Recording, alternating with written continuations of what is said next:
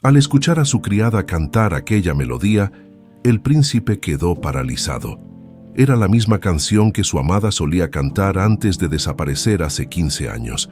El aroma de las flores de mayo penetraba por los grandes ventanales del palacio de los Montero, pero Maximiliano no podía apreciarlo. Habían pasado 15 años y el dolor seguía fresco como el día en que Ángela desapareció. Caminaba por los pasillos del ala oeste, un área que evitaba desde aquella noche fatídica, cuando el silencio de la mañana fue roto por algo más doloroso que los recuerdos. Una canción, no cualquier canción. Esa canción, sus pasos se detuvieron en seco. La voz provenía de una de las habitaciones de servicio, cristalina y suave, como suspendida en el tiempo. Un escalofrío recorrió su espalda mientras las notas de aquella melodía navarra se deslizaban por el pasillo, colándose en los rincones más resguardados de su memoria. «Imposible», murmuró. Aquella canción solo la conocían 2 personas en el mundo, él y Ángela. Ella la había compuesto inspirada en una antigua balada que su madre le cantaba en las noches frías de su infancia en tierras navarras. Nunca la habían escrito, nunca la habían compartido con nadie más. Con el corazón martilleándole el pecho, Maximiliano siguió el sonido hasta una pequeña recámara, donde una mujer de mediana edad, vestida con el uniforme de servicio, sacudía cortinas mientras cantaba distraídamente. «¡Deténgase!», ordenó con voz quebrada. Incapaz de controlar la emoción que lo dominaba, la mujer se sobresaltó, dejando caer el plumero que sostenía. Sus ojos oscuros, astutos y profundos lo examinaron con una mezcla de sorpresa y algo más. «Reconocimiento, mis disculpas, Excelencia», dijo con una reverencia. No esperaba encontrar a nadie por estos pasillos tan temprano. Maximiliano dio 2 pasos hacia ella. Estudiando cada detalle de su rostro curtido por el sol y los años, no la recordaba, y sin embargo, tenía una vaga sensación de familiaridad. «Esa canción», dijo, controlando el temblor de su voz. «¿Dónde la aprendiste?» La mujer, Josefina, según indicaba el pequeño bordado en su uniforme, vaciló un instante. Sus manos, ásperas por el trabajo, se retorcieron nerviosamente en su delantal. «Es solo una tonada que escuché en mis viajes, señor». «Mientes», bramó Maximiliano, golpeando con el puño una pequeña mesa, haciendo saltar un jarrón de porcelana que osciló peligrosamente. «Esa canción nunca fue escuchada por oídos ajenos a los míos y los de...».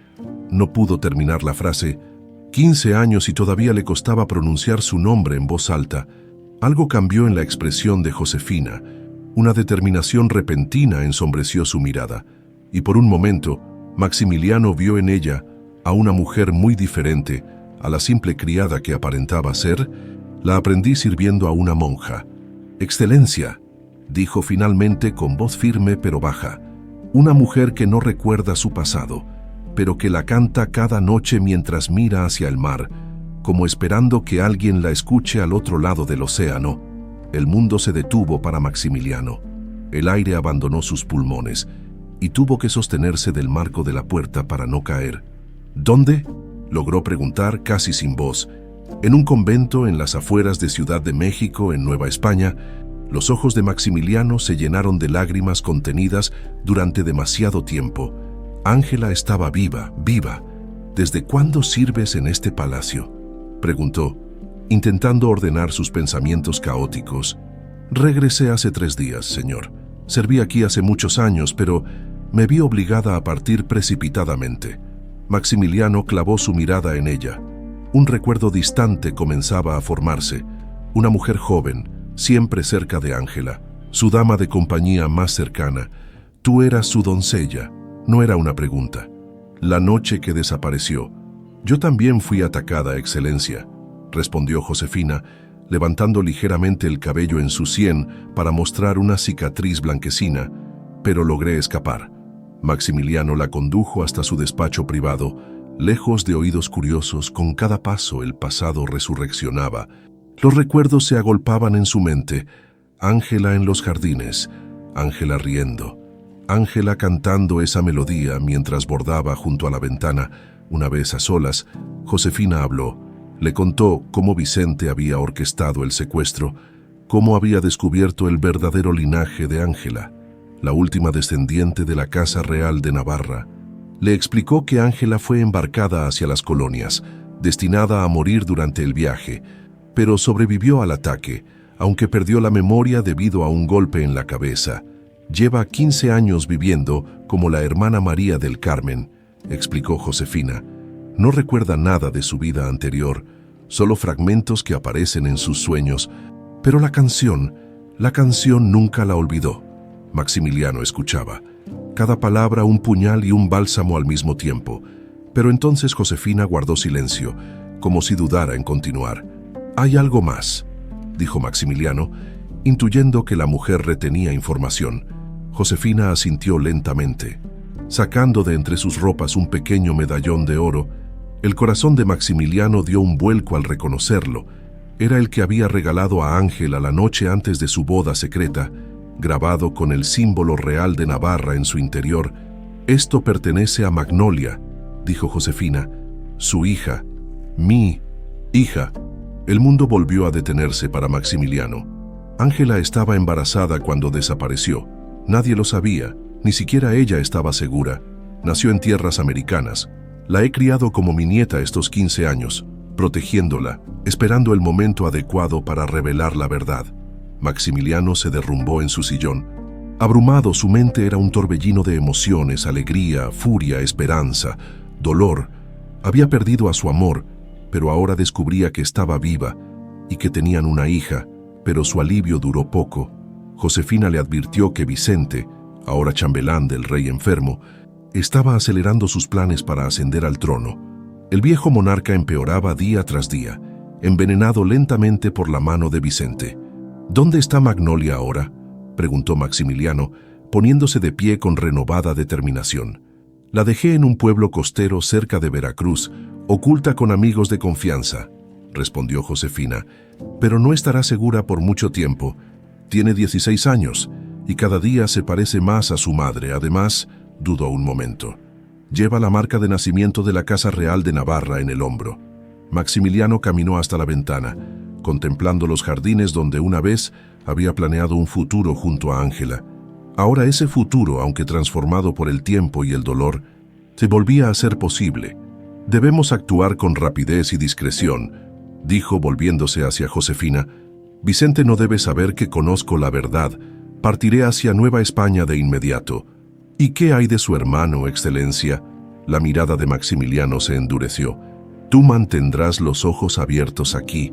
Yo encontraré a Ángela y regresaré con las pruebas de su linaje y su derecho al trono. Finalmente, Vicente pagará por lo que hizo». Mientras el sol de mayo se elevaba sobre Castilla, iluminando las torres del Palacio de los Montero, una melodía navarra seguía resonando en el corazón de Maximiliano. La canción que una vez creyó perdida para siempre sería ahora su guía para recuperar el amor y la justicia que le fueron arrebatados. La noche caía sobre el palacio cuando Maximiliano se deslizó por los pasillos sombríos hacia la biblioteca privada de Vicente. Su corazón aún latía agitado tras las revelaciones de Josefina. Necesitaba pruebas, algo tangible que confirmara la traición de su hermano antes de embarcarse hacia el nuevo mundo. La biblioteca personal de Vicente se encontraba en el ala este, una zona del palacio que su hermano había reclamado como propia tras convertirse en chambelán del rey. Maximiliano extrajo una pequeña llave de su bolsillo, una copia que había mandado hacer años atrás, cuando las sospechas sobre la muerte de su esposa Catalina comenzaron a atormentarlo.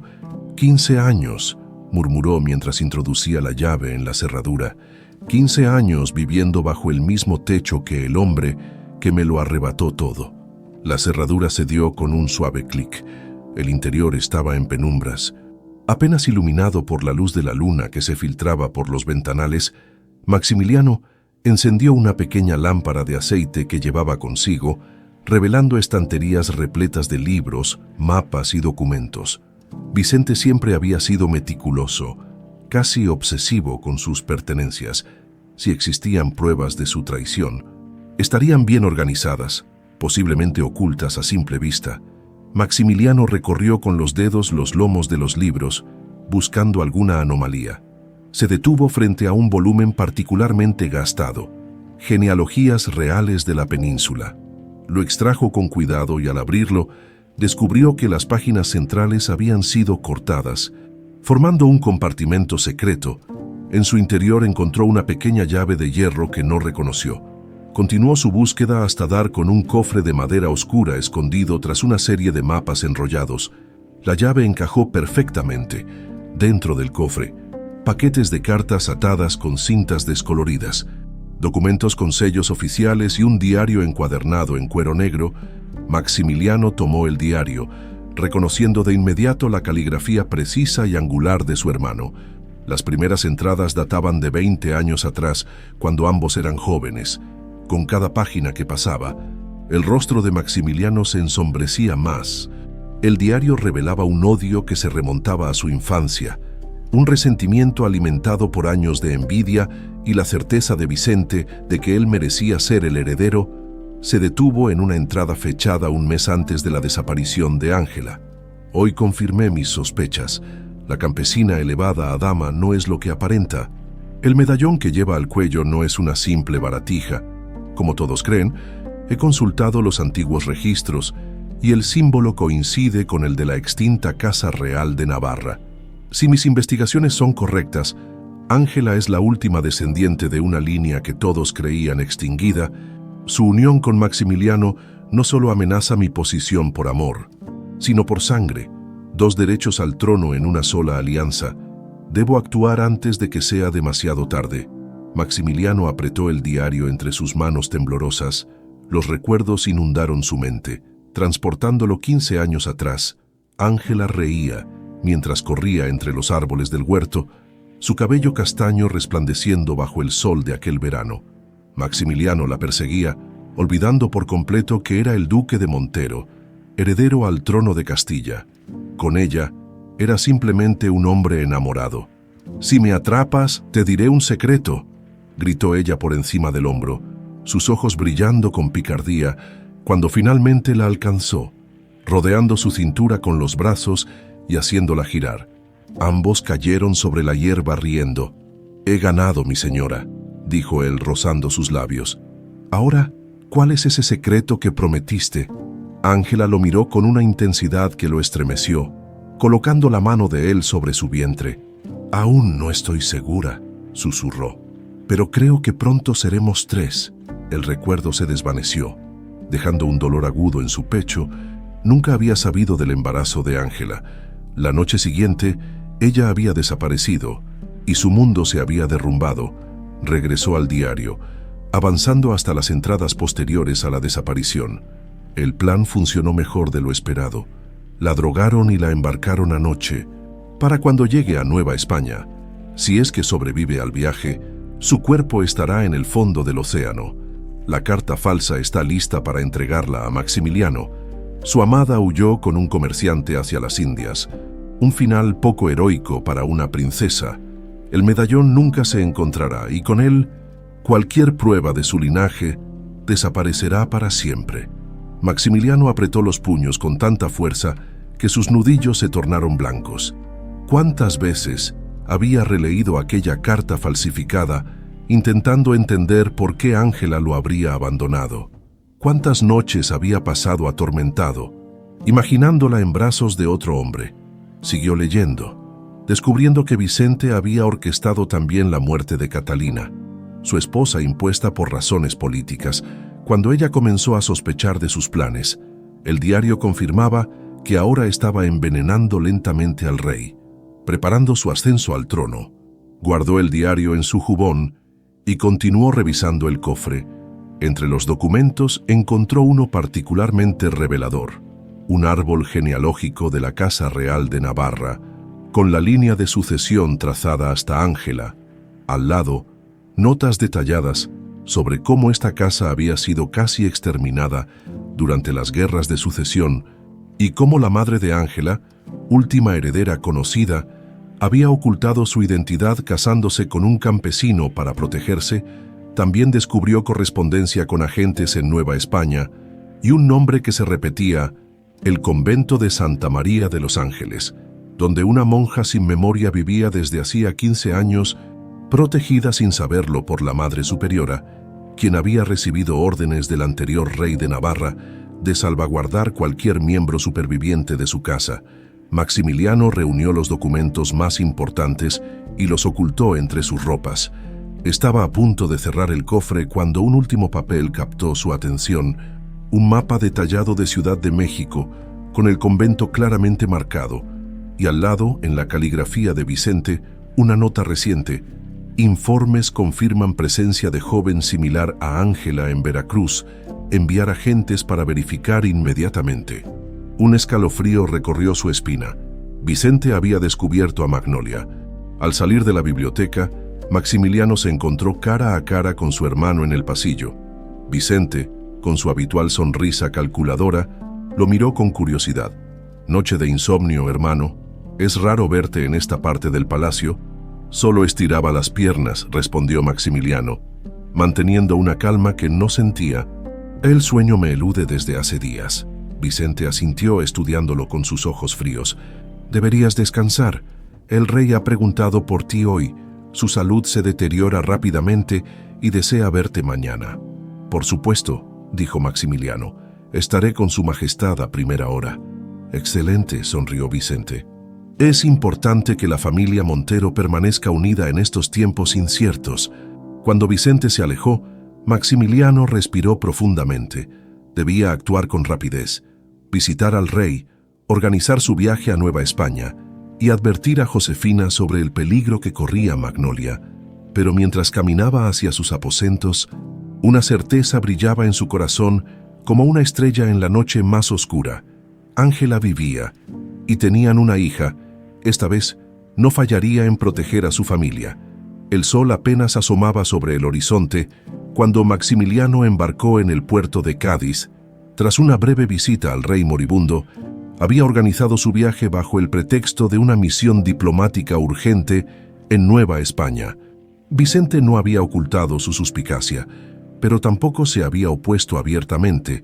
Para el mundo, el duque de Montero simplemente cumplía con su deber hacia la corona. «Que los vientos le sean favorables, excelencia», dijo el capitán del navío mercante, un hombre curtido por el sol y el mar llamado Rodrigo Mendoza. «La travesía a Veracruz suele tomar entre 6 y 8 semanas, si Dios y el tiempo nos favorecen». «No disponemos de 6 semanas, capitán», respondió Maximiliano, observando cómo los marineros soltaban amarras. «Cada día cuenta». El capitán estudió al duque con interés. No era común que un noble de tan alto rango viajara en un barco mercante, y menos aún con tanta prisa y tan poca escolta. Solo 2 sirvientes de confianza lo acompañaban, además de un baúl con documentos y objetos personales.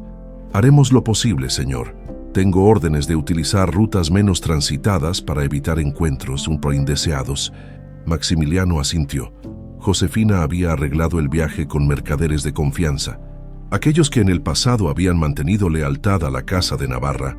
El duque se preguntaba cuántas más personas como ella habrían permanecido fieles en silencio durante todos estos años.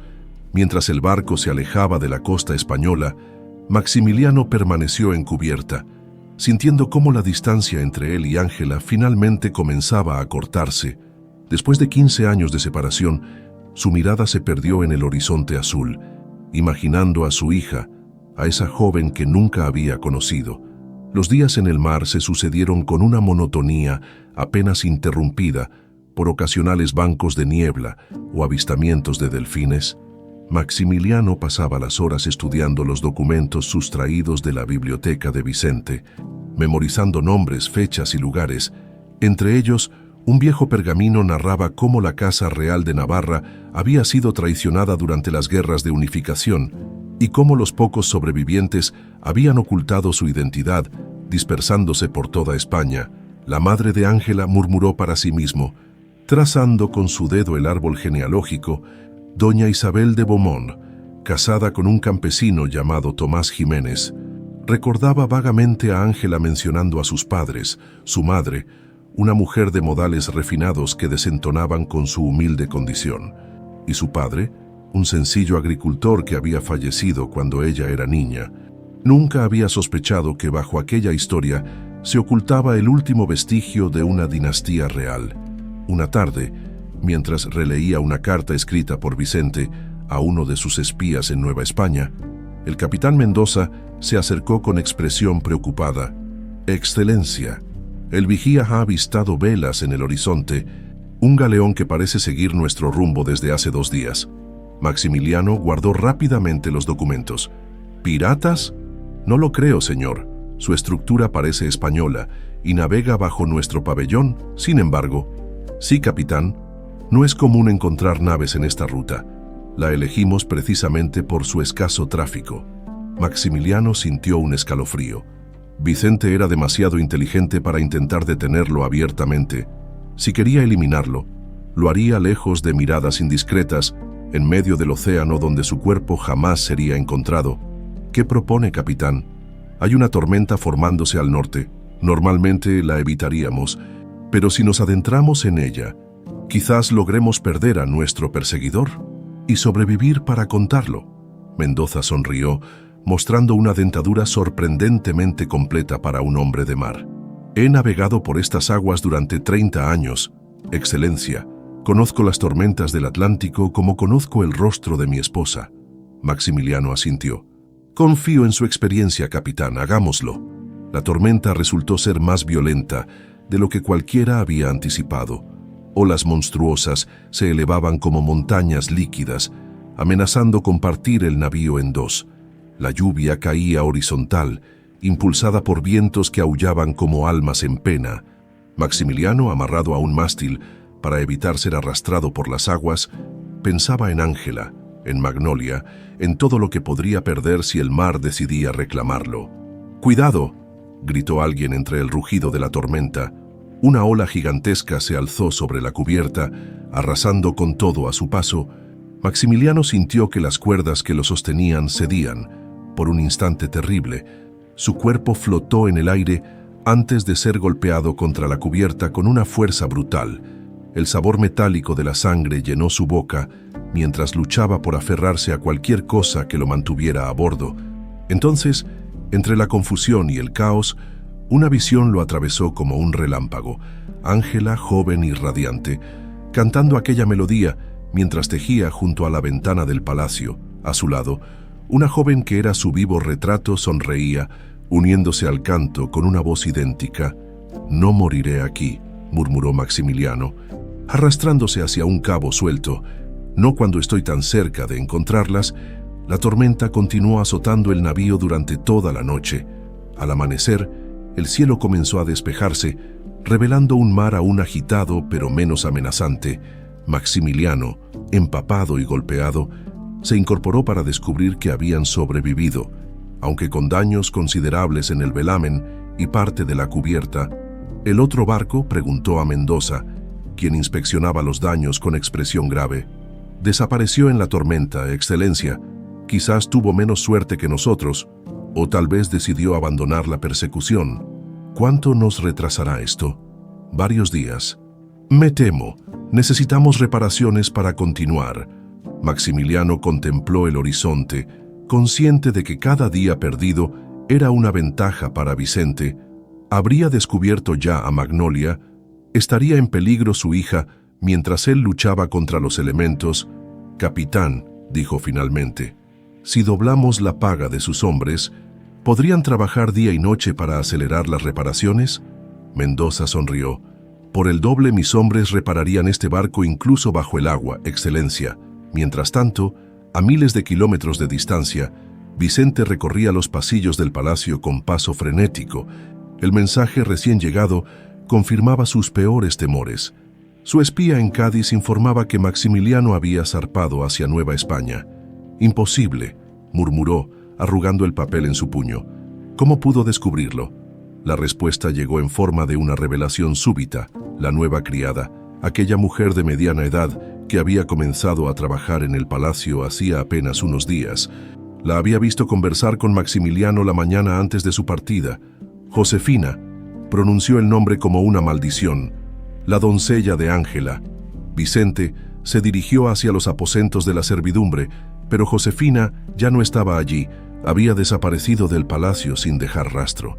al igual que varios documentos importantes de su biblioteca privada. Con el rostro contorsionado por la ira, Vicente llamó a su guardia personal. «Envíen un mensaje urgente a nuestros agentes en Veracruz», ordenó.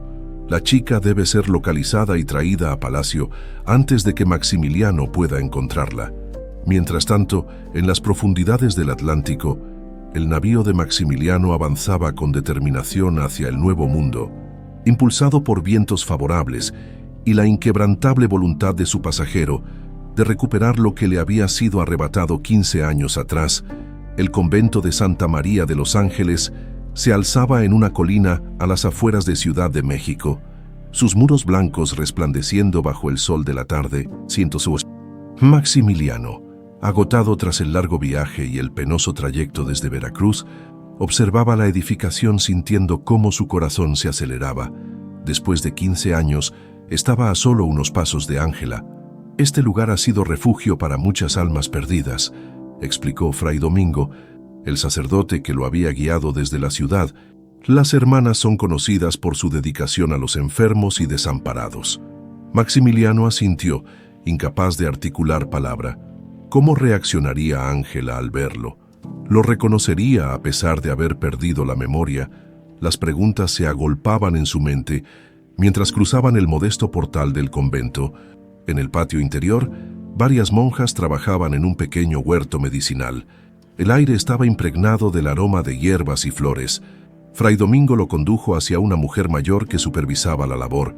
«Madre Superiora, este es el duque Maximiliano de Montero, recién llegado de España». La anciana lo estudió con ojos penetrantes antes de hacer una leve reverencia. «Es inusual recibir visitantes de tan alta cuna en nuestro humilde convento, señor. ¿Qué lo trae por estos lugares tan alejados de la corte?» «Busco a alguien», respondió Maximiliano, intentando mantener la compostura. «Una mujer que llegó aquí hace 15 años, sin memoria de su pasado. Quizás la conozcan como Hermana María del Carmen». Un silencio tenso se instaló entre ellos. La Madre Superiora entrecerró los ojos. «¿Y qué interés tendría un duque español en una simple monja?» «Ella no es una simple monja», respondió Maximiliano con voz quebrada. «Es mi prometida, la mujer que me fue arrebatada la víspera de nuestra boda». La anciana guardó silencio unos instantes, como evaluando la sinceridad de sus palabras. «Sígame», dijo finalmente, «pero debo advertirle, Excelencia, que la persona que busca ya no es la que usted conoció». Lo condujo a través de largos pasillos de piedra hasta una pequeña capilla lateral. Allí, arrodillada frente al altar, una figura solitaria rezaba en silencio. Maximiliano la reconoció de inmediato. A pesar del hábito y los años transcurridos, su corazón dio un vuelco doloroso. «Hermana María», llamó suavemente la Madre Superiora. «Tiene un visitante». La mujer se volvió y Maximiliano contuvo el aliento. Los mismos ojos almendrados, la misma boca delicada, el mismo rostro que había perseguido sus sueños durante 15 interminables años. Pero su mirada era diferente, serena, distante, sin el menor destello de reconocimiento. «Hermana María del Carmen, le presento al duque Maximiliano de Montero, llegado desde España». «Ángela». «No». La hermana María se incorporó con gracia, haciendo una reverencia perfecta. Sus movimientos eran los de alguien educado en la corte. «Un vestigio inconsciente de su vida anterior. Es un honor, Excelencia», dijo con voz suave. «¿En qué puede este humilde convento servir a tan ilustre visitante?» Maximiliano sintió que le faltaba el aire. Estaba frente a ella, tan cerca que podría tocarla, y sin embargo, el abismo que los separaba parecía insalvable. No había reconocimiento en sus ojos, solo cortesía hacia un extraño. «La hermana María es nuestra más dedicada maestra de música», intervino la Madre Superiora, quizás notando su turbación. «Ha enseñado canto a las novicias y a los niños del hospicio durante años». «La música es un regalo divino», respondió Ángela con una sonrisa serena. «A veces pienso que las melodías son lo único que realmente nos pertenece en este mundo». «¿Puedo hablar con ella a solas?», preguntó Maximiliano a la anciana. La Madre Superiora dudó un momento, pero finalmente asintió. «Pueden usar el claustro. Estaré cerca si me necesitan». Cuando quedaron solos, Maximiliano no supo por dónde empezar. Ángela lo observaba con curiosidad cortés, como quien contempla un objeto interesante pero sin significado personal. «Siento una extraña familiaridad con usted, Excelencia», dijo ella finalmente, sorprendiéndolo. «¿Nos conocíamos antes de mi llegada aquí?» «Sí», respondió él con voz ronca. «Nos conocíamos muy bien. Disculpe mi ignorancia, sufrí un accidente hace años y perdí todos mis recuerdos anteriores. La Madre Superiora me encontró casi muerta en la playa, después de un naufragio según me dijeron». Maximiliano asintió, luchando contra el impulso de tomarla entre sus brazos. «No ha recuperado ningún recuerdo desde entonces. Solo fragmentos, imágenes inconexas», respondió ella, caminando hacia una pequeña fuente en el centro del claustro. «A veces sueño con jardines que nunca he visto, con pasillos de piedra diferentes a los de este convento, y hay una canción. Maximiliano contuvo el aliento. «Una melodía que no recuerdo haber aprendido, pero que siempre ha estado conmigo». Sus ojos se perdieron en la distancia. «Es extraño. Cuando la canto, siento un dolor aquí». Se llevó la mano al corazón, como si la música me conectara con algo que he perdido. «¿Podrías cantarla para mí?», pidió Maximiliano. Conteniendo las lágrimas, Ángela dudó un momento, pero luego comenzó a cantar suavemente. Era la misma melodía, la canción de cuna navarra que su madre le había enseñado, aquella que habían compartido en noches de verano en los jardines del palacio. Cuando terminó, Maximiliano no pudo contenerse más. Con voz quebrada, continuó la canción donde ella la había dejado, añadiendo una segunda voz que se entrelazaba con el eco de la suya en perfecta armonía. Ángela lo miró con los ojos muy abiertos, una chispa de algo, reconocimiento, miedo, brillando en sus pupilas. «¿Cómo? Nadie conoce esa canción. Nadie excepto yo. La compusiste tú misma, inspirada en una balada antigua que tu madre te cantaba cuando eras niña», explicó Maximiliano suavemente. «La cantabas mientras bordabas junto a la ventana de tu habitación en el palacio. La cantabas para mí». Ángela retrocedió confundida y alarmada. «No sé de qué habla. Señor, yo nunca he vivido en ningún palacio. Soy una simple monja». «Tu nombre es Ángela de Beaumont», continuó él, avanzando lentamente hacia ella. «Eres la última descendiente de la Casa Real de Navarra. Fuiste mi prometida. Y la noche antes de nuestra boda secreta, mi hermano te secuestró y te envió al Nuevo Mundo para que murieras durante la travesía». «Basta», exclamó ella, llevándose las manos a las sienes. «Eso no puede ser cierto. Yo soy la hermana María del Carmen. He servido a Dios en este convento durante 15 años. Y antes de eso, vivías en Castilla, donde nos conocimos cuando llegaste como dama de compañía», insistió Maximiliano, sacando de su bolsillo el viejo medallón que Josefina le había entregado, gemelo al que Magnolia llevaba consigo. «Este medallón tiene el símbolo real de Navarra grabado en su interior. Te lo regalé la noche en que me confesaste que esperabas un hijo mío». Ángela observó el medallón con ojos desorbitados. Por un instante, un destello de reconocimiento cruzó su mirada, pero rápidamente se desvaneció, reemplazado por un gesto de dolor. «Madre Superiora», llamó retrocediendo hasta la pared. «Por favor». La anciana apareció de inmediato, seguida por Fray Domingo. «Creo que es suficiente por hoy», dijo la madre con firmeza. «La hermana María necesita descansar». «No puedo irme ahora», protestó Maximiliano. «Acabo de encontrarla después de 15 años. Y estará aquí mañana», respondió la anciana con tono que no admitía réplica. «Pero su presencia la perturba. Si realmente la ama, como dice, querrá su bienestar antes que nada». Maximiliano observó a Ángela, pálida y temblorosa contra la pared. Comprendió que había sido demasiado impulsivo, que había intentado devolverle 15 años de vida en unos minutos. «Volveré mañana», dijo finalmente, haciendo una pequeña reverencia. «Discúlpame si te he asustado». Mientras se alejaba, escoltado por Fray Domingo, sintió una mezcla de desesperación y esperanza. Ángela vivía, estaba a pocos pasos de él, y aunque no lo recordaba, la canción seguía viva en su corazón. Quizás, si tenía paciencia, también sus recuerdos podrían regresar. El pequeño pueblo costero cercano a Veracruz bullía de actividad cuando la carreta se detuvo frente a la posada El Delfín Dorado. De ella descendió una joven de 16 años, de porte elegante que contrastaba con su sencillo vestido de algodón. Su cabello castaño, recogido en una trenza, brillaba con destellos cobrizos bajo el sol mexicano. Magnolia, llamó doña Carmela, la dueña de la posada, con los brazos en jarras. ¿Dónde te has metido toda la mañana? Tu abuela te ha estado buscando. Fui al mercado de San Francisco, respondió la joven con una sonrisa que iluminaba su rostro. Quería comprar hilos para terminar mi bordado antes de que regrese la abuela Josefina. Doña Carmela negó con la cabeza, pero no pudo evitar sonreír. Magnolia era como un torbellino de energía, imposible de contener entre cuatro paredes. Desde que Josefina la había dejado a su cuidado semanas atrás, la muchacha se había ganado el cariño de todos en el pueblo con su carácter alegre y su extraordinaria voz. «Pues date prisa en recoger tus cosas», dijo la posadera. «Hay un caballero preguntando por ti». La sonrisa de Magnolia se desvaneció.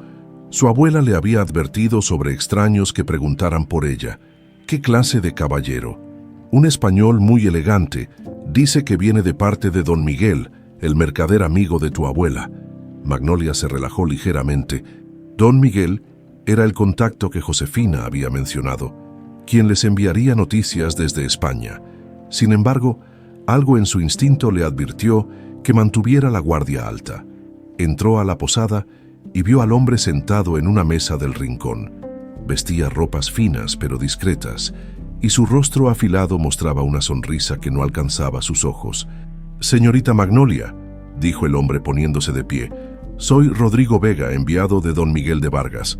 ¿Trae noticias de mi abuela?», preguntó directamente. «Precisamente», respondió, indicándole que tomara asiento. «Ha habido complicaciones en España. Su abuela me pidió que la llevara a un lugar seguro». Magnolia tocó instintivamente el medallón que colgaba de su cuello. Oculto bajo su vestido, Josefina le había hecho prometer que nunca se separaría de él. «Mi abuela dijo que esperara aquí. Los planes han cambiado», insistió Vega, su sonrisa tensándose. «Hay personas buscándola, señorita, personas peligrosas». «¿Qué personas?», preguntó Magnolia mientras su mente calculaba la distancia hasta la puerta. «No es seguro hablar aquí», respondió él inclinándose sobre la mesa. «Tengo un carruaje esperando. Debemos partir de inmediato». Algo en los ojos de aquel hombre despertó todas sus alarmas con un movimiento ágil. Magnolia se levantó. «Necesito recoger mis pertenencias. Volveré en un momento». Sin esperar respuesta, se dirigió hacia la parte trasera de la posada. En lugar de subir a su habitación, corrió hacia la cocina y salió por la puerta de servicio.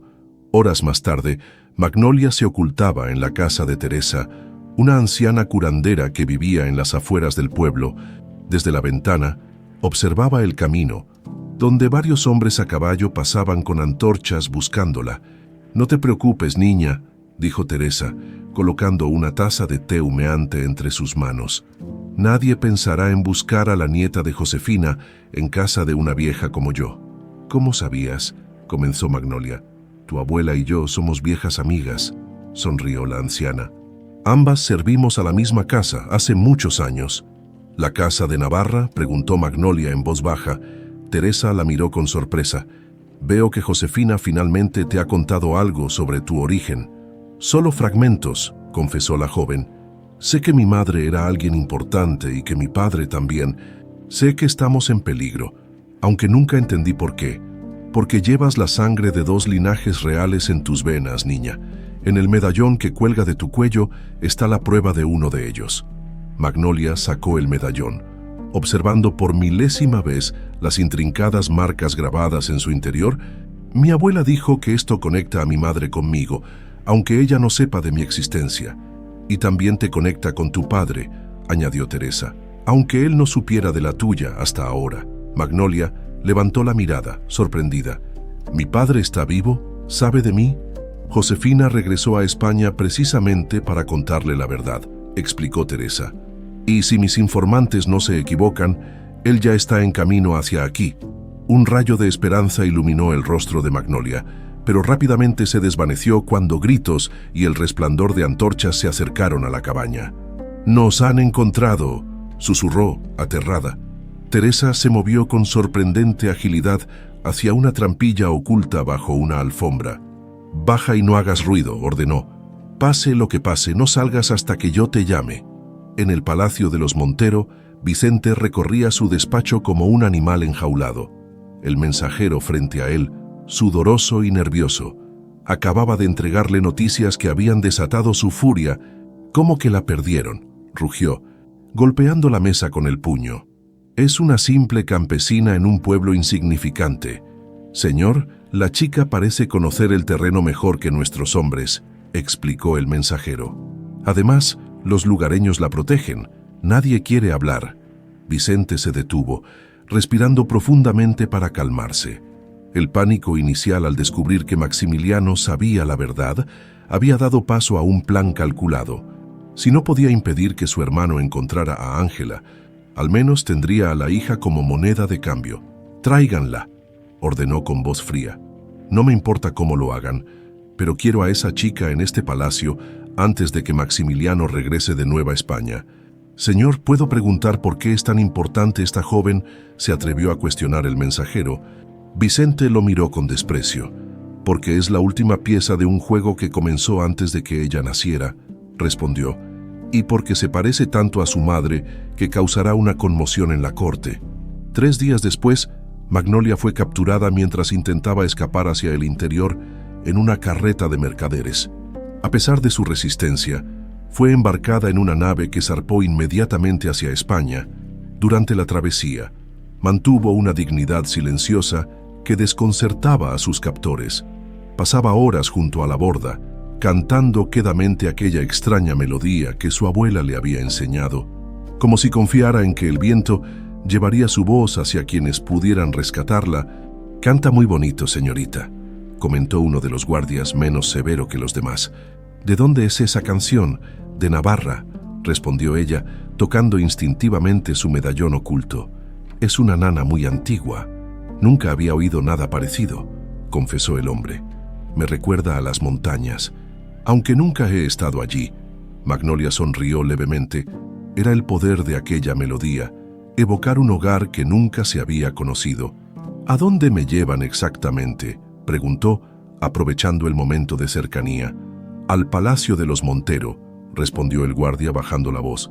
«Don Vicente ha ordenado que seas tratada como una invitada distinguida, aunque», dudó, «no creo que seas precisamente una invitada voluntaria». Magnolia asintió. Su abuela le había hablado de Vicente de Montero, el hombre que había separado a sus padres y destruido la vida de su madre, y ahora ella iba directamente a sus manos. «¿Y qué quiere de mí?». El guardia miró nerviosamente a su alrededor antes de responder. «No lo sé con certeza, pero hay rumores. Dicen que te pareces extraordinariamente a una dama que desapareció hace años, una mujer que don Maximiliano, el hermano mayor, amaba profundamente». «Maximiliano de Montero es mí». Magnolia se detuvo, consciente de haber dicho demasiado. El guardia la miró con renovado interés. «¿Su qué, señorita?». «Nada», respondió ella rápidamente. «Solo me preguntaba por qué don Vicente se interesaría en alguien como yo». Cuando el guardia se alejó, Magnolia volvió a mirar el horizonte. Ahora entendía por qué su abuela había mantenido tantos secretos. Era hija de Maximiliano de Montero, heredero al trono de Castilla, y de Ángela de Beaumont, última descendiente de la Casa Real de Navarra. Su mera existencia representaba la unión legítima de 2 casas reales. Mientras el barco navegaba hacia España, Magnolia tomó una decisión. Fingiría ignorancia absoluta. Ocultaría todo lo que sabía sobre su origen y observaría. Vicente de Montero la quería como rehén, pero subestimaría a una simple campesina criada en el Nuevo Mundo. «No sabe con quién se ha metido», susurró al viento, aferrando su medallón.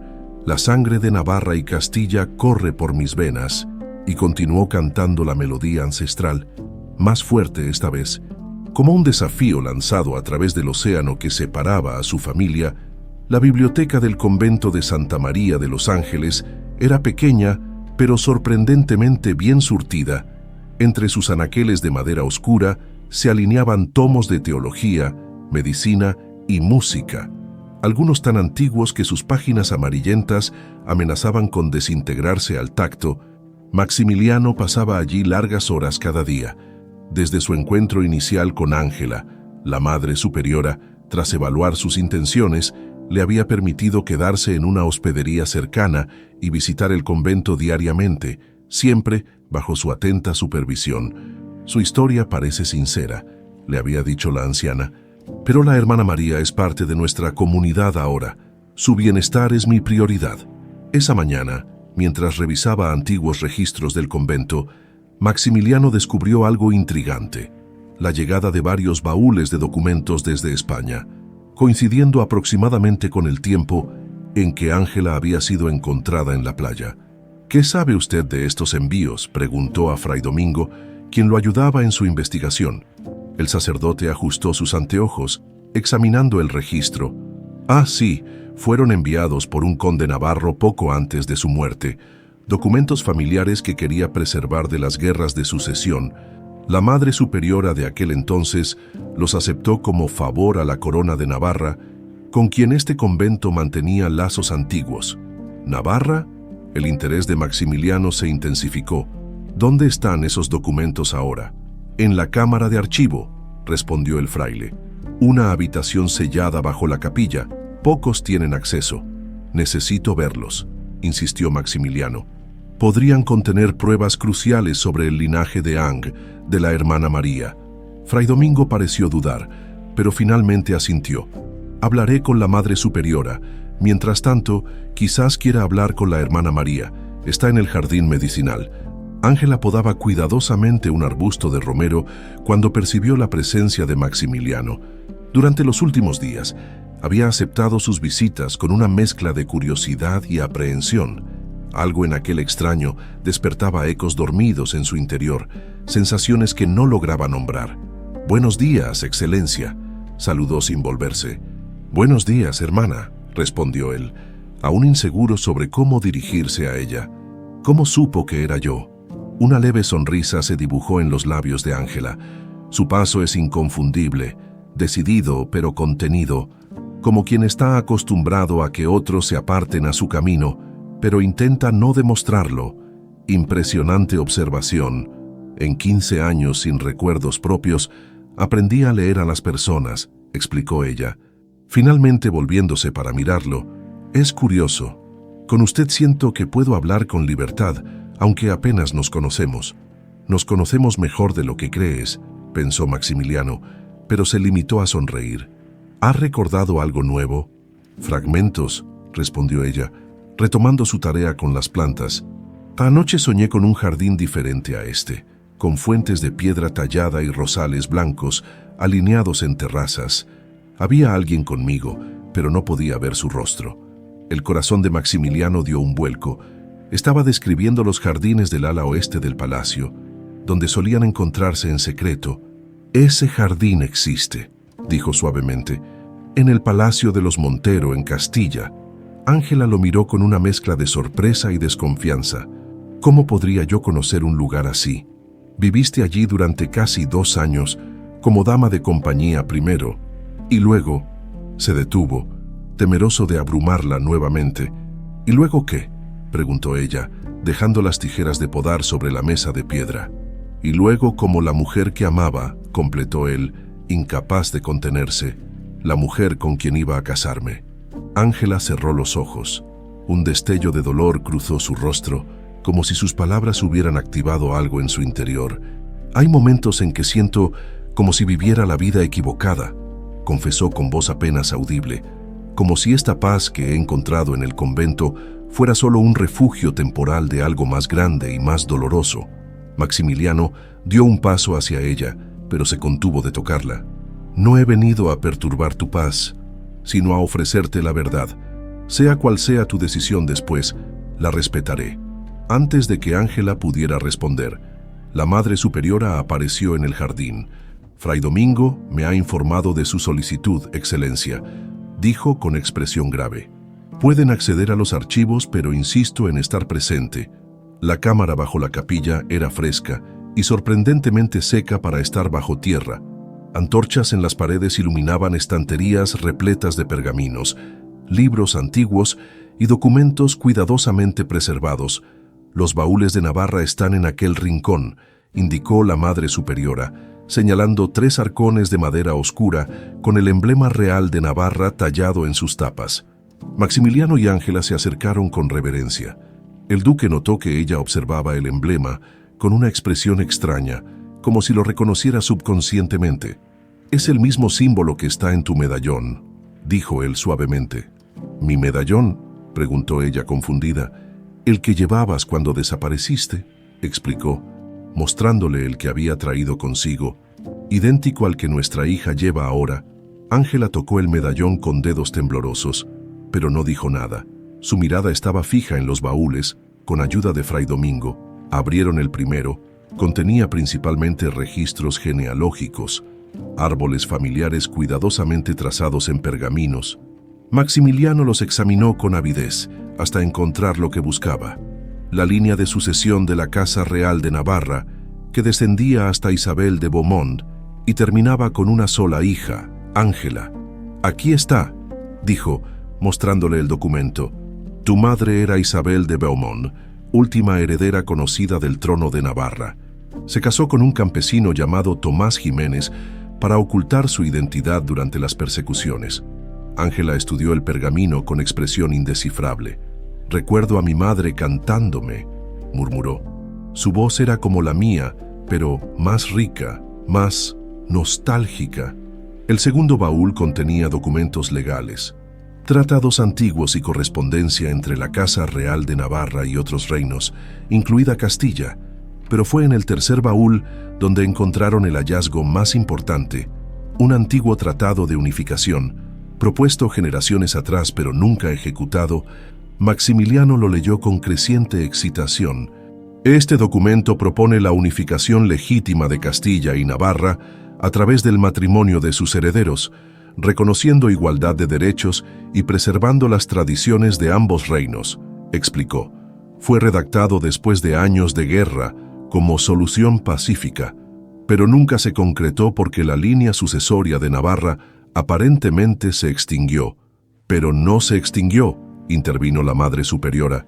«Quien había escuchado en silencio hasta entonces, sobrevivió en secreto, a través de Isabel de Beaumont, hasta Ángela, y ahora hasta Magnolia, nuestra hija», añadió Maximiliano. «En ella se unen legítimamente las 2 casas reales». La Madre Superiora parecía impresionada. «Si lo que dice es cierto, Excelencia, su unión con Ángela no solo estaría justificada por el amor, sino por el destino histórico de 2 reinos».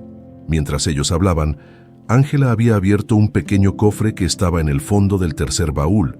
Contenía un vestido infantil, amarillento por los años, cuidadosamente doblado. «Yo tuve esto», dijo de repente, su voz extrañamente distante. «Era mi vestido favorito. Mi madre lo guardaba como un tesoro». Sus dedos recorrieron la tela, deteniéndose en un pequeño bordado en el dobladillo, una entrelazada con una corona estilizada. «Ángela de Beaumont», murmuró Maximiliano. «Tu verdadero nombre». Ella cerró los ojos y por primera vez desde su reencuentro, una lágrima rodó por su mejilla. Recuerdo a mi madre peinándome mientras cantaba. Recuerdo sus palabras: «Nunca olvides quién eres realmente, pequeña. Aunque el mundo entero lo olvide, la sangre de reyes corre por tus venas». Maximiliano contuvo el aliento, temiendo romper el hechizo del recuerdo emergente.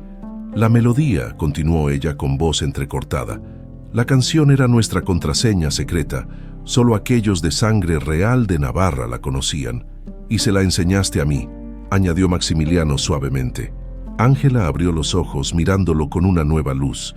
No era reconocimiento completo, pero sí una grieta en el muro que separaba sus 2 vidas.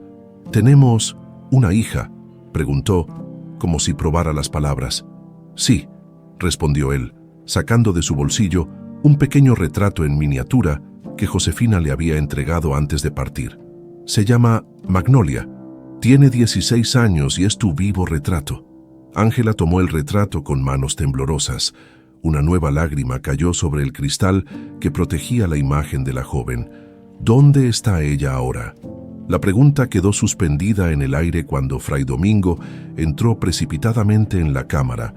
«Excelencia, un mensajero acaba de llegar de Veracruz. La joven Magnolia ha sido capturada por hombres de don Vicente y llevada a España».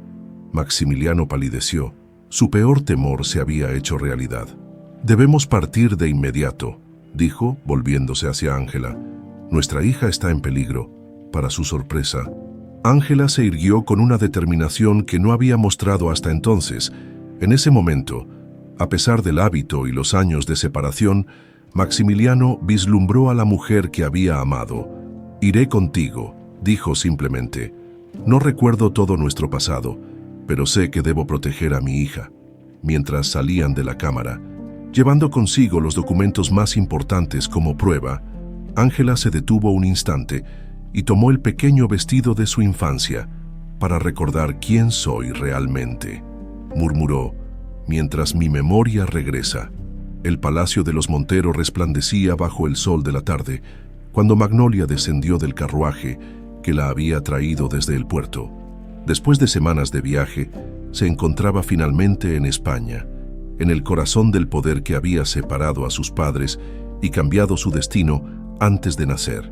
«Bienvenida a su nuevo hogar, señorita», dijo Vicente de Montero, esperándola en lo alto de la escalinata principal. Con una sonrisa que no alcanzaba sus ojos, Magnolia lo observó detenidamente, reconociéndolo por las descripciones de Josefina: alto, de porte aristocrático, con una mirada calculadora que parecía sopesar cada detalle de su apariencia. Decidió mantener la estrategia planeada durante el viaje: fingir ignorancia sobre su verdadera identidad. «¿Por qué me ha traído aquí, señor?», preguntó con la voz más inocente que pudo simular. «Soy solo la nieta de una criada». Vicente bajó los escalones con elegancia estudiada, deteniéndose frente a ella para examinarla como quien evalúa una joya valiosa. «Ambos sabemos que eso no es cierto», respondió en voz baja. «El parecido es extraordinario. Eres idéntica a ella». Magnolia mantuvo su expresión neutra, aunque su corazón latía con fuerza. Debía ser cautelosa, medir cada respuesta. «¿A quién, señor?». Vicente sonrió con desdén. «Por ahora, sigamos tu juego de inocencia. Serás mi invitada de honor. Te asignaré habitaciones dignas de una princesa. ¿Qué es lo que realmente eres, aunque finjas no saberlo?». La condujo al interior del palacio, a través de amplios salones decorados con tapices y retratos de generaciones de monteros. Magnolia los observaba atentamente, buscando algún rostro que pudiera parecerse al de su padre. Finalmente, Vicente se detuvo ante un retrato cubierto por una tela oscura. «¿Curiosa?», preguntó notando su mirada. «Quizás pronto satisfaga tu curiosidad. Mientras tanto, comportarte como la dama que eres por nacimiento te beneficiará enormemente». La dejó al cuidado de dos doncellas que la guiaron hasta una lujosa habitación en el ala este del palacio. Una vez sola, Magnolia examinó cada rincón, buscando posibles rutas de escape. La ventana daba a un jardín interior de difícil acceso y la puerta tenía una cerradura que, sospechaba, sería cerrada por fuera durante la noche.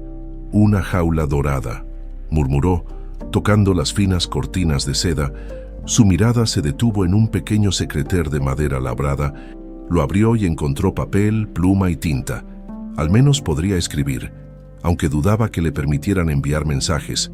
Esa noche, durante la cena en el pequeño comedor privado de Vicente, Magnolia comenzó a tejer su propia red de información. «Este palacio es impresionante», comentó con aparente inocencia. «Toda la familia Montero vive aquí.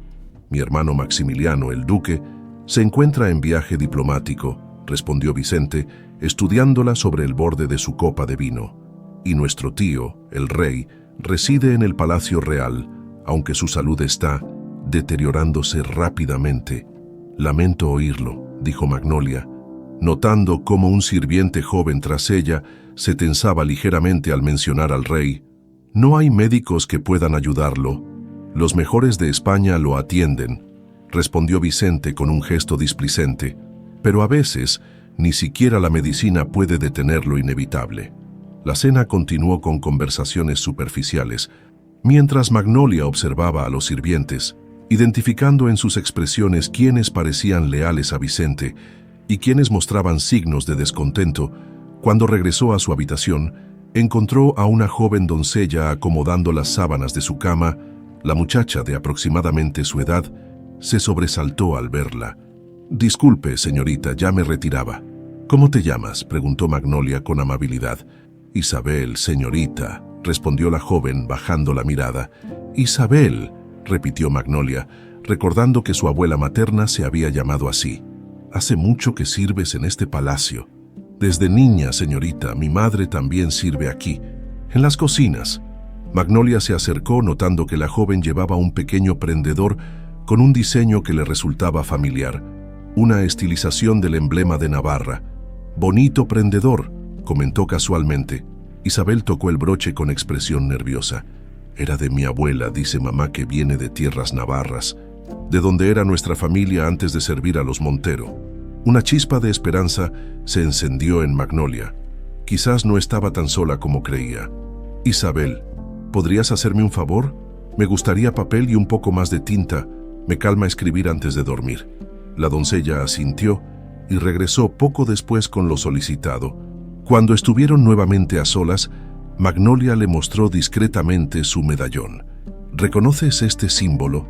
Los ojos de Isabel se agrandaron con sorpresa y luego miró hacia la puerta con temor. «Es el emblema real de Navarra», susurró. «El mismo que está en mi prendedor, pero más elaborado». «¿Cómo lo obtuvo?». «Era de mi madre», respondió simplemente. Un entendimiento silencioso pasó entre ambas. Sin decir más, Isabel hizo una leve reverencia antes de salir. Esa noche, Magnolia comenzó a escribir, no un diario o una carta, sino melodías. Transcribió cuidadosamente la canción navarra que su abuela le había enseñado, ocultando mensajes en las notas, fechas, nombres, lugares que Josefina le había hecho memorizar. Durante las semanas siguientes, mientras el rey se debilitaba cada día más, Magnolia tejió una delicada red de alianzas. Isabel resultó ser parte de un grupo de sirvientes con ascendencia navarra que mantenían viva en secreto la lealtad a su antiguo reino. A través de ellos, Magnolia comenzó a recibir y enviar mensajes codificados. Vicente, creyéndola bajo control, comenzó a exhibirla en pequeñas reuniones con nobles cercanos, presentándola como una joven pariente lejana, venida del Nuevo Mundo. Su extraordinario parecido con Ángela despertaba murmullos entre los más ancianos de la corte, que recordaban a la misteriosa dama de compañía desaparecida años atrás. Una noche, durante una cena con miembros del Consejo Real, Vicente le pidió que cantara para los invitados.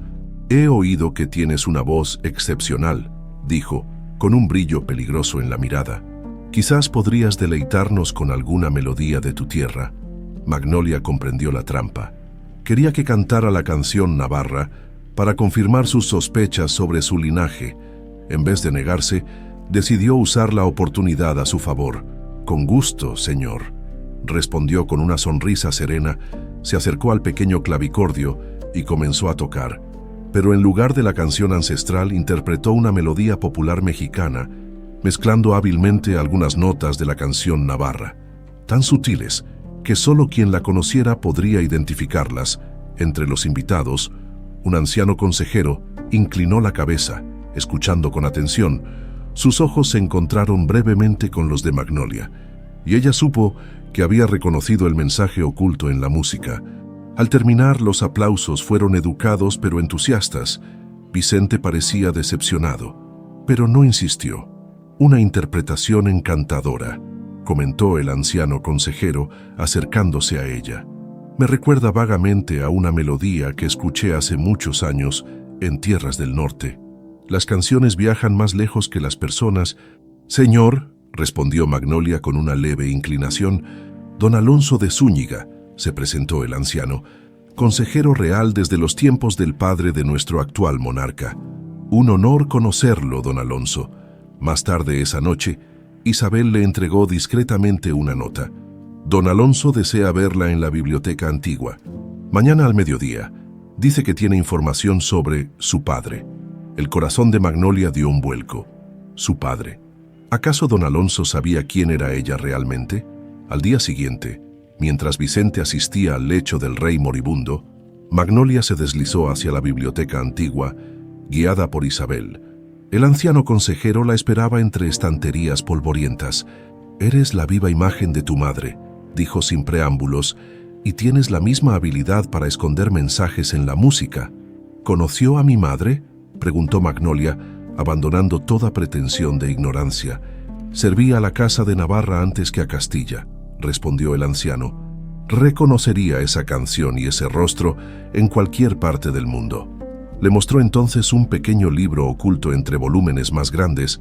Era un diario con el escudo de Navarra grabado en la cubierta. «Este diario pertenecía a Isabel de Beaumont, tu abuela. Lo he guardado todos estos años, esperando el momento adecuado para devolverlo a su legítima heredera». Magnolia lo tomó con manos temblorosas. «¿Por qué me ayuda? ¿No teme a Vicente?» «Soy demasiado viejo para temer a hombres como él», sonrió don Alonso. «Y he esperado demasiado tiempo para ver restaurada la justicia. Tu padre está en camino. Magnolia, mi red de informantes me dice que Maximiliano y tu madre navegan ya de regreso a España». Por primera vez desde su captura, Magnolia sintió verdadera esperanza. No estaba sola. La resistencia silenciosa que había estado cultivando podría ser crucial en los días venideros. «Debemos estar preparados», dijo con renovada determinación. «Vicente planea su coronación tan pronto como el rey fallezca. Y nosotros planeamos una sorpresa para ese día», respondió don Alonso con un brillo conspirador en sus ojos cansados. «Una canción interrumpida hace 15 años finalmente encontrará su conclusión». El viento azotaba con fuerza las velas de la Esperanza. El navío mercante que transportaba a Maximiliano y Ángela de regreso a España llevaban 3 semanas de travesía, y cada día que pasaba aumentaba la ansiedad del duque por el destino de su hija. En la pequeña cabina que compartían, Ángela contemplaba el horizonte a través de la ventana circular. Había abandonado el hábito de monja antes de partir, y ahora vestía ropas sencillas, pero dignas, que la Madre Superiora había conseguido para ella. Su cabello, libre de la toca, había sido recogido en una trenza que caía sobre su hombro. «La tormenta empeora», comentó, sintiendo cómo el barco se mecía con violencia. Maximiliano se acercó a ella, observando las oscuras nubes que se acumulaban en el horizonte. «El capitán dice que es habitual en esta época del año. Intentarán bordearla, pero nos retrasará al menos un día más». Ángela suspiró. Cada día adicional en el mar significaba un día más en que su hija, una hija que no recordaba haber dado a luz, permanecía en manos de Vicente. «¿Cómo es ella?», preguntó, como lo había hecho muchas veces durante el viaje. «Cuéntame más sobre Magnolia». Maximiliano sonrió sentándose frente a ella. «Josefina dice que heredó tu tenacidad y mi obstinación. Una combinación formidable. Tiene tu voz y tu talento para la música. Aparentemente aprendió a cantar antes que a hablar. La canción navarra», murmuró Ángela. «Josefina se la enseñó». «Sí, la misma que nos unió». Durante las últimas semanas, los recuerdos de Ángela habían comenzado a regresar gradualmente, no como una inundación repentina, sino como gotas de lluvia, momentos aislados, sensaciones, fragmentos de conversaciones. El proceso era doloroso a veces, acompañado de intensas migrañas que la dejaban exhausta. «Recuerdo el día que nos conocimos», dijo de pronto, con la mirada perdida en el pasado. «En el jardín de rosas blancas. Llevabas un jubón azul oscuro con el emblema de los Montero bordado en plata. Me miraste como si hubieras visto un fantasma». Maximiliano contuvo el aliento. Era la primera vez que mencionaba ese momento específico. «Te parecías tanto a un retrato antiguo que había en la galería familiar», explicó. «Una princesa navarra de 3 generaciones atrás, que casi se casó con mi bisabuelo. La historia dice que se amaban profundamente, pero la política los separó, y la historia casi se repitió con nosotros», murmuró Ángela. Un golpe en la puerta interrumpió su conversación. Era el capitán Mendoza, con expresión grave. «Excelencia, hemos avistado 2 navíos siguiéndonos desde el amanecer. Han izado la bandera española, pero su comportamiento es sospechoso». «¿Piratas?», preguntó Maximiliano alarmado. «No lo creo, señor. Su estructura y velocidad sugieren navíos de la Armada. Temo que puedan ser enviados por don Vicente. Maximiliano y Ángela intercambiaron miradas preocupadas. Los documentos que transportaban, pruebas cruciales del linaje de Ángela y del derecho legítimo de su unión, serían destruidos si Vicente lograba interceptarlos. ¿Cuáles son nuestras opciones, capitán?, preguntó Maximiliano. Podemos intentar perderlos en la tormenta, como hicimos con nuestro perseguidor anterior. Es arriesgado, pero nos daría ventaja.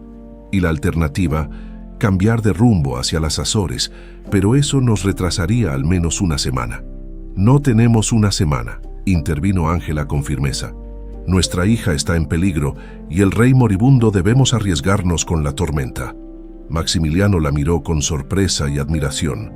En ese momento, vio claramente a la mujer que había amado, emergiendo a través de 15 años de olvido. La tormenta resultó ser más violenta de lo que habían anticipado. Durante 2 días, el Esperanza luchó contra olas monstruosas y vientos huracanados. Los pasajeros permanecieron confinados en sus cabinas, rezando por su supervivencia. En la pequeña cabina, Maximiliano sostenía a Ángela mientras el barco se sacudía violentamente. Los baúles con los documentos de Navarra habían sido asegurados bajo el camarote, protegidos en cofres impermeables. «¡Nos hundimos!», gritó alguien en el pasillo. «No tengas miedo», susurró Maximiliano al oído de Ángela. «Hemos sobrevivido a peores tormentas». Ella lo miró, y algo en sus ojos cambió, un destello de reconocimiento profundo, más allá de los fragmentos que había recuperado hasta entonces. «Lo dijiste exactamente igual esa noche», murmuró. «La noche que nos escabullimos hasta la capilla para que el padre Sebastián nos casara en secreto». Maximiliano la miró fijamente, apenas atreviéndose a respirar. «Llovía», continuó ella, con la mirada perdida en el recuerdo. «Una tormenta tan fuerte como esta». Yo temblaba, no de miedo sino de emoción. Llevaba un vestido sencillo de color marfil y tenía flores silvestres en el cabello, flores que tú habías recogido esa mañana. «Ángela», susurró él, incapaz de contener las lágrimas. «El padre Sebastián nos esperaba, pero nunca llegamos a la capilla». Su voz se quebró. Vicente había descubierto nuestros planes. Sus hombres me interceptaron en el pasadizo secreto. Sentí un pañuelo en mi rostro, un olor dulzón, y luego oscuridad. Lágrimas silenciosas corrían por sus mejillas mientras los recuerdos regresaban en una oleada abrumadora. «Te busqué por todas partes», dijo Maximiliano, estrechándola contra su pecho. «Durante meses, años, me hicieron creer que habías huido con otro hombre, que nuestro amor había sido una farsa, pero en el fondo nunca lo creí realmente». Un estruendo sacudió el barco, interrumpiendo el momento. El capitán Mendoza apareció en la puerta, empapado y exhausto. «La tormenta está amainando, Excelencia, y hemos logrado perder a nuestros perseguidores, pero tenemos daños considerables en el velamen y el casco. Necesitaremos hacer reparaciones antes de continuar». «¿Cuánto nos retrasará?» «2 días, si tenemos suerte. Hay una pequeña ensenada cercana donde podemos refugiarnos». Cuando el capitán se retiró, Ángela tomó el rostro de Maximiliano entre sus manos.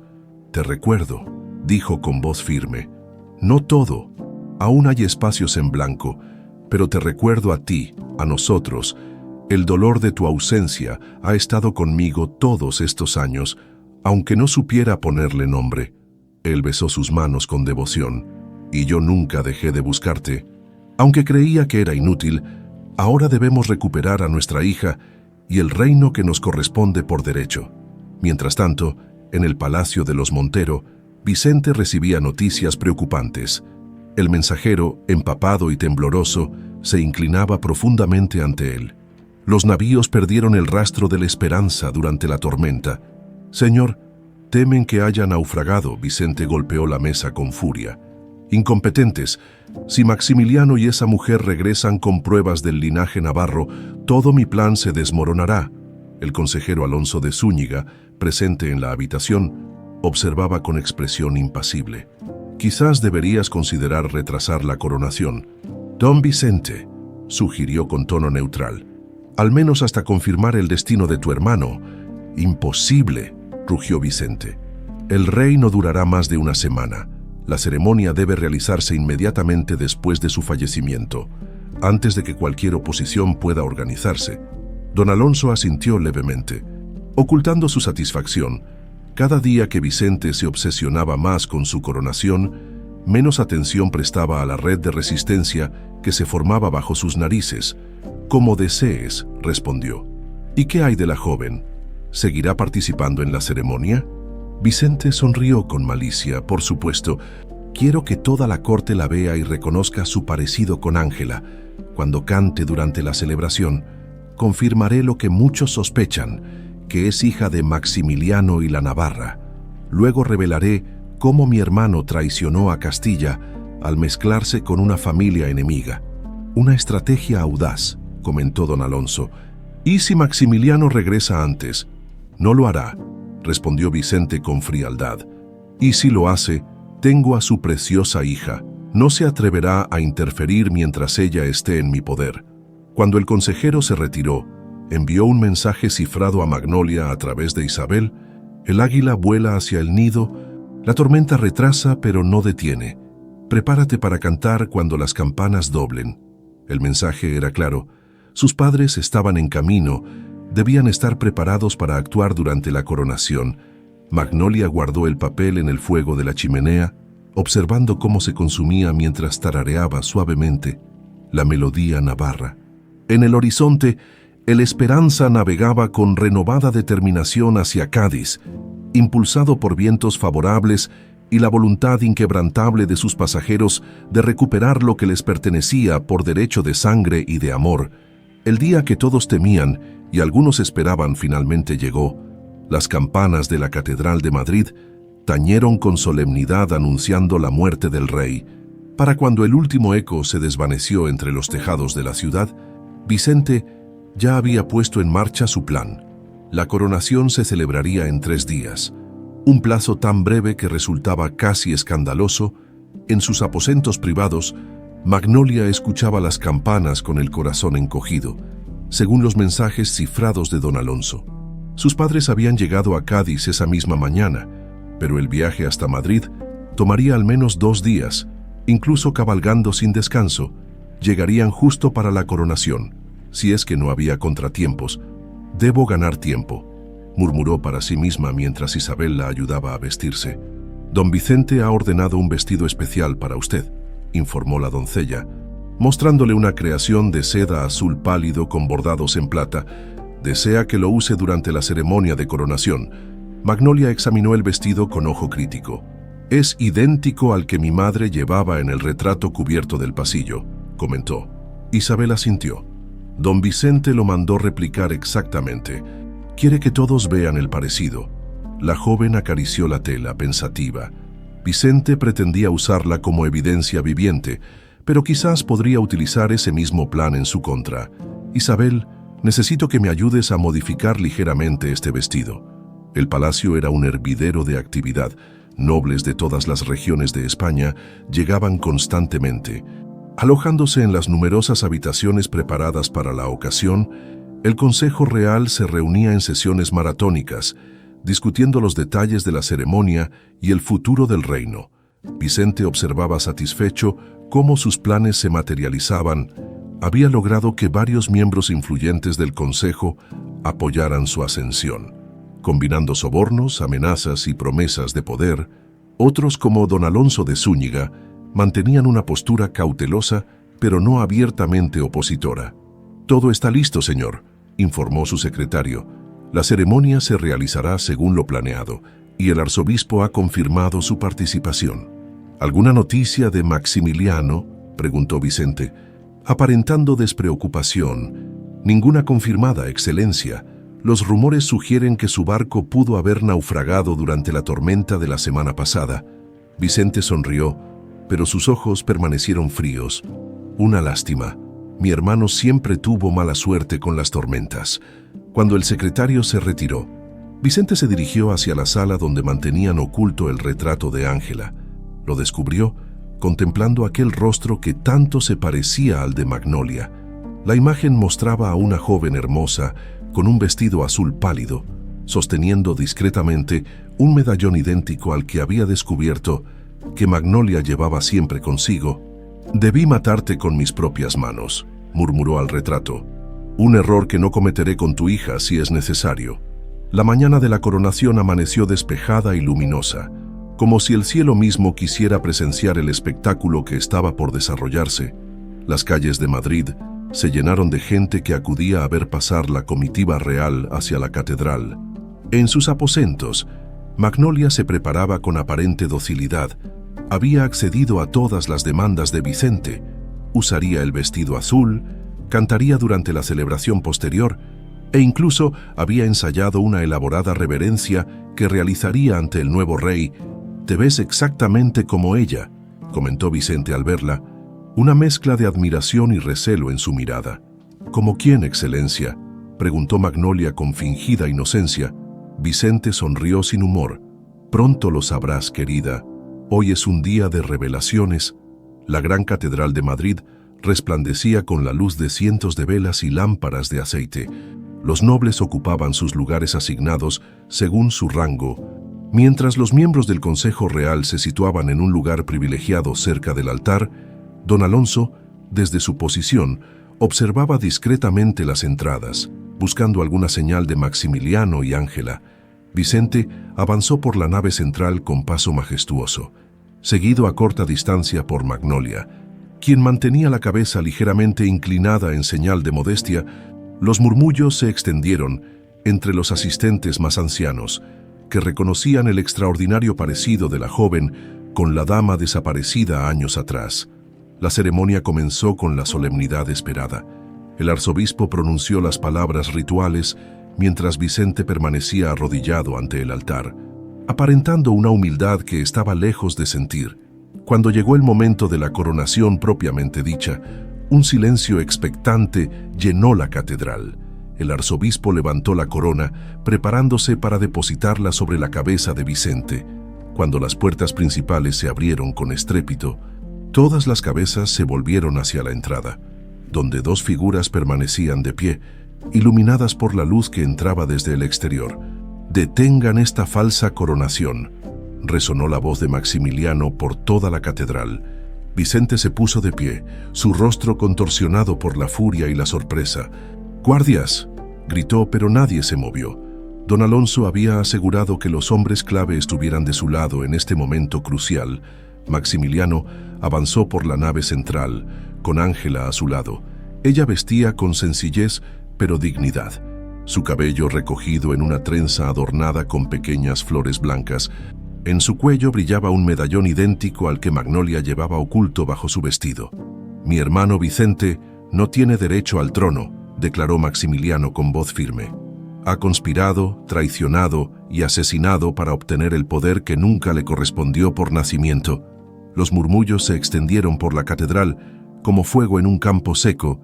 Vicente intentaba mantener la compostura, pero el pánico comenzaba a asomarse en sus ojos. «Mentiras. Mi hermano ha perdido la razón tras su largo viaje. ¿Y quién es esta mujer que trae consigo una impostora?» «Soy Ángela de Beaumont», respondió ella con voz clara, «última descendiente legítima de la Casa Real de Navarra, que tu hermano intentó exterminar hace 15 años». Sus miradas recorrieron la multitud hasta encontrar a Magnolia, quien permanecía inmóvil junto al altar durante un segundo que pareció eternizarse. Madre e hija se contemplaron por primera vez, reconociéndose instintivamente, a pesar de no haberse visto jamás. Don Alonso se adelantó, dirigiéndose al Consejo Real. «Excelencias, tengo en mi poder documentos que prueban lo que el duque Maximiliano afirma. Don Vicente orquestó el secuestro de doña Ángela la víspera de su boda secreta con Maximiliano y ha conspirado durante años para usurpar el trono». El caos se desató en la catedral. Los nobles discutían acaloradamente, mientras Vicente intentaba hacerse oír por encima del tumulto. Finalmente, el arzobispo impuso silencio, golpeando su báculo contra el suelo de piedra. «Estas son acusaciones muy graves. Si existen pruebas, deben ser examinadas debidamente antes de proceder». «No hay tiempo para exámenes», rugió Vicente. «La corona me pertenece por derecho. El rey mismo me designó como su sucesor». «Eso también es falso», intervino don Alonso. El rey nunca firmó tal designación. He traído al escribano real que puede testificar cómo se le forzó a preparar documentos falsos. La situación parecía a punto de estallar en violencia cuando una voz clara y melodiosa se elevó por encima del tumulto. Todos se volvieron hacia el altar, donde Magnolia había comenzado a cantar.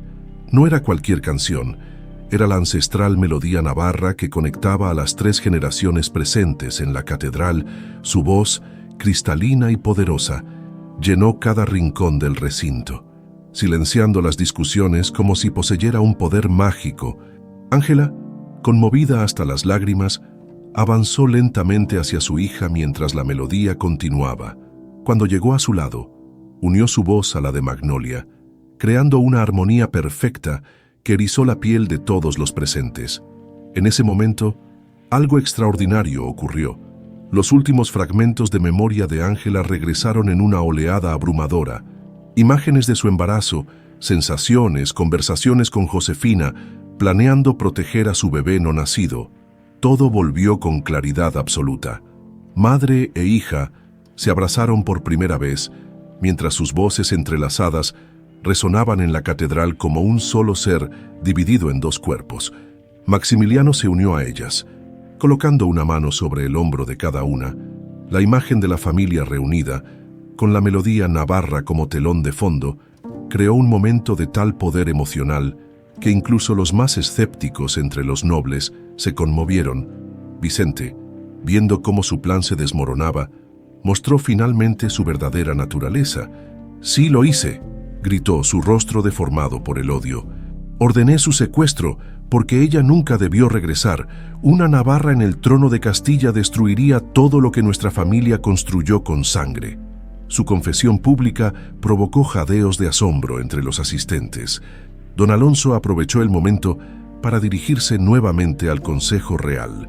«Excelencias, según las antiguas leyes de sucesión y el tratado que tengo en mi poder, con doña Ángela como última descendiente de Navarra y don Maximiliano como heredero de Castilla, su unión representaría la legítima unificación de las casas reales que fundaron España».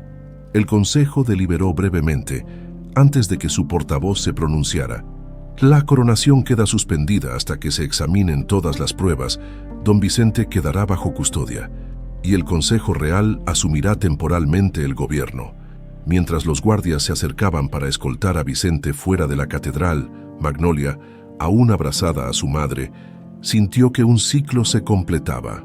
La canción que había mantenido viva la memoria de su familia finalmente había cumplido su propósito: reunirlos a todos bajo la misma melodía, bajo el mismo cielo, bajo la misma corona, que pronto uniría a 2 reinos separados por la historia, pero destinados a encontrarse.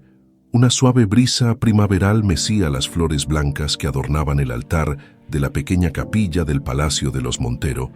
Después de un mes de testimonios, pruebas y deliberaciones, el Consejo Real había llegado a una decisión unánime. Maximiliano y Ángela serían coronados como legítimos gobernantes de la España unificada, uniendo finalmente las casas de Castilla y Navarra. Pero antes de la coronación, había otro asunto pendiente. En la capilla donde debió celebrarse su boda 15 años atrás, Maximiliano esperaba junto al altar, mientras Ángela avanzaba por el pasillo central. Esta vez no vestía un sencillo traje de novia, sino un elegante vestido que combinaba los colores de ambas casas reales. Magnolia caminaba tras ella, sosteniendo la cola del vestido de su madre, con los ojos brillantes de emoción. «Finalmente», susurró Maximiliano cuando Ángela llegó a su lado, «el padre Sebastián, el mismo sacerdote que debió casarlos 15 años atrás y que milagrosamente seguía con vida, oficiaba la ceremonia con voz temblorosa por la edad y la emoción. Lo que el destino unió, ningún hombre podrá separarlo», declaró, modificando ligeramente las palabras tradicionales en reconocimiento a la extraordinaria historia de la pareja. Entre los asistentes, rostros conocidos y nuevos aliados, don Alonso, cuya lealtad secreta a Navarra había sido fundamental para desenmascarar a Vicente, Isabel y los sirvientes que habían formado la resistencia silenciosa, Josefina, que había regresado al palacio tras ocultarse durante las semanas de conflicto, Cuando llegó el momento de los votos, Maximiliano tomó las manos de Ángela entre las suyas. 15 años atrás, prometí amarte y protegerte hasta mi último aliento. Fracasé en protegerte entonces, pero nunca en amarte. Cada día sin ti fue un día incompleto, como una melodía interrumpida en su nota más dulce. Hoy retomamos esa canción donde la dejamos, y juro que nada volverá a silenciarla. Ángela, con lágrimas contenidas, respondió: durante 15 años viví sin saber quién era, sintiendo que algo esencial me faltaba. Ahora sé que eras tú y nuestra hija, las piezas que completaban mi alma. Te amo con la memoria recuperada y con el corazón que nunca te olvidó, aunque mi mente no pudiera recordarte. Magnolia observaba a sus padres con una mezcla de alegría y añoranza. Durante 16 años había soñado con este momento, imaginando a los padres que nunca conoció. La realidad superaba cualquier fantasía. Tras la ceremonia, mientras los invitados se dirigían al salón para la celebración, Vicente fue conducido ante los recién casados para recibir su sentencia. El Consejo Real había decidido su destino: exilio perpetuo en un monasterio remoto en las montañas del norte, donde pasaría el resto de sus días en contemplación y arrepentimiento. La justicia no siempre debe ser sangrienta para ser efectiva, explicó Maximiliano. Tu ambición y tus crímenes merecerían la muerte, pero no mancharé el inicio de nuestro reinado con la sangre de mi propio hermano. Vicente, demacrado tras semanas de encierro, mantenía en su mirada el mismo odio de siempre. Eres débil, hermano, escupió. Siempre lo fuiste. Tu misericordia será tu ruina. Te equivocas, intervino Ángela. La verdadera fortaleza está en la compasión, no en la crueldad. Algo que nunca entendiste. Vicente fue escoltado hacia la salida, donde una guardia lo esperaba para trasladarlo a su destino final. Mientras cruzaba el salón, su mirada se cruzó con la de Magnolia, y por un instante pareció ver algo en ella que lo perturbó profundamente.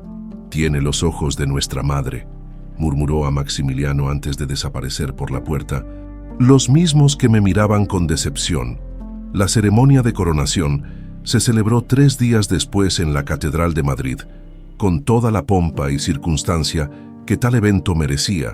El pueblo, que había seguido con fascinación la historia de amor interrumpida y luego resucitada de sus nuevos monarcas, se aglomeraba en las calles para vitorearlos. Maximiliano y Ángela, vestidos con los mantos reales que combinaban los colores y símbolos de ambas casas, avanzaron juntos hacia el altar, donde el arzobispo los esperaba con 2 coronas. Por primera vez en la historia de nuestros reinos, proclamó el religioso, Castilla y Navarra se unen no por conquista o alianza política, sino por el amor verdadero de sus legítimos herederos. Cuando las coronas fueron colocadas sobre sus cabezas, Maximiliano tomó la mano de Ángela y juntos se volvieron hacia la multitud. Un aplauso atronador resonó en la catedral. Extendiéndose hasta las calles donde el pueblo celebraba, Magnolia, reconocida oficialmente como princesa heredera, observaba a sus padres desde un lugar privilegiado cerca del altar.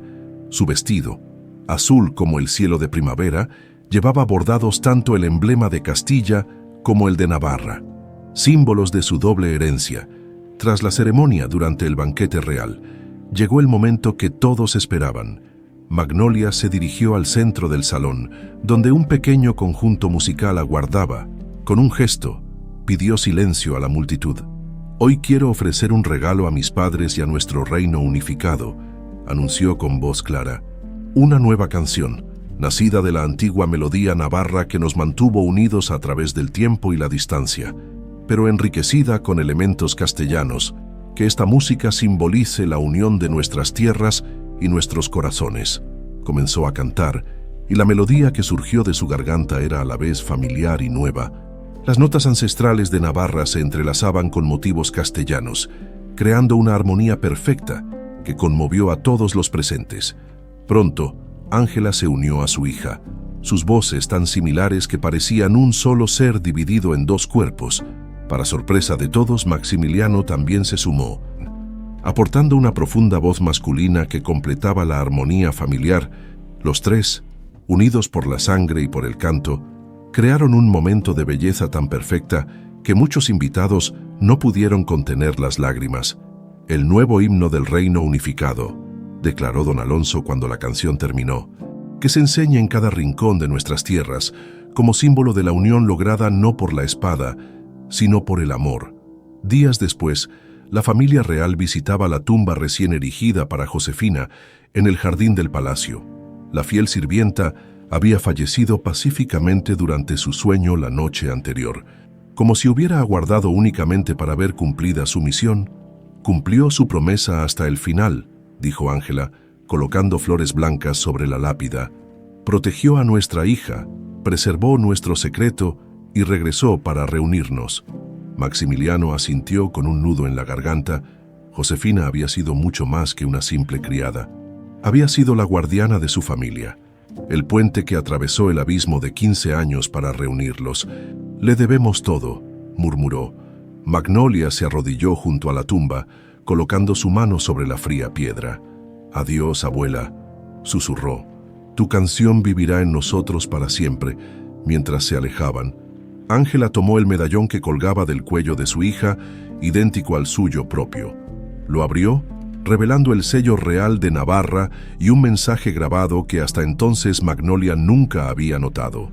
«El amor verdadero, como la sangre real, siempre encuentra su camino de regreso a casa». «Tu padre me dio este medallón la noche antes de nuestra boda frustrada», explicó Ángela. «Nunca imaginé que sería el hilo invisible que nos mantendría conectados a través de los años y el océano». A kilómetros de distancia, en el monasterio donde Vicente había sido confinado, los monjes escuchaban extrañados el comportamiento de su nuevo residente. Cada atardecer, cuando el viento soplaba desde el sur, se acercaba a la ventana de su celda y permanecía inmóvil, como si escuchara algo que solo él podía percibir. Lo que oía, o creía oír, era el nuevo canto del reino unificado, llevado por el viento como un recordatorio constante de su fracaso. Aquella melodía que una vez intentó silenciar para siempre, ahora resonaba en cada rincón de España, celebrando la unión que tanto había temido. Y mientras Vicente se consumía en su celda monástica, una figura solitaria observaba el monasterio desde la distancia.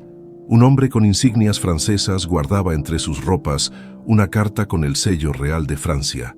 Las ambiciones de Vicente habían llegado a oídos extranjeros y nuevas conspiraciones comenzaban a gestarse, pero esa sería otra historia, otra canción para otro tiempo. Por ahora, la melodía de Navarra y Castilla unidas resonaba por todo el reino, celebrando un amor que había sobrevivido al tiempo, la distancia y la traición, probando que efectivamente el amor verdadero, como la sangre real, siempre encuentra su camino de regreso a casa.